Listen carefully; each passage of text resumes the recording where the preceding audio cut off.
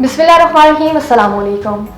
Avon TV के news studio से मैं हूं निशा वासी और मैं हूं आयशा हमीद। नजर डालते हैं हेडलाइंस की जानिब।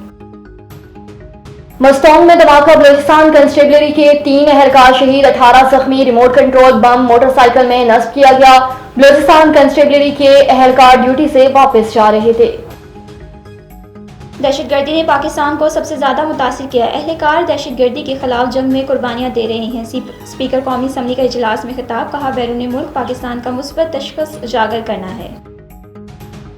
इस्लामाबाद में ओवरसीज पाकिस्तानी कन्वेंशन का आखिरी रोज, वज़ीर आज़म शहबाज शरीफ और आर्मी चीफ खिताब करेंगे। वज़ीर आज़म की जानिब से तारकीन वतन के लिए पैकेज का ऐलान मुतवक्के। इवेंट में दुनिया भर से 1500 से ज़ायद मेहमानों की शिरकत। ओवरसीज कम्युनिटी के मसाइल सरमाकारी के मौके पर मशावरत। तारकीन वतन के मसाइल सुनने के लिए मुख्तलिफ सेशंस का इनेकाद।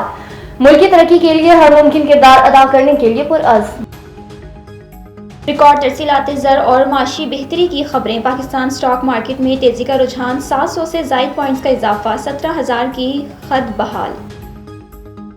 और बानी पीटीआई और अहलिया की दरख्वास्त जमानत का केस, इंटरनेट खराबी के बायस बानी को पेश नहीं किया जा सकता। जेल हुकाम का कहना है कि अदालती अमले ने अदालत को जेल हुकाम के जवाब से आगाह कर दिया। पेशावर हाई कोर्ट अली अमीन की 23 मई तक हिफाजती जमानत मंजूर।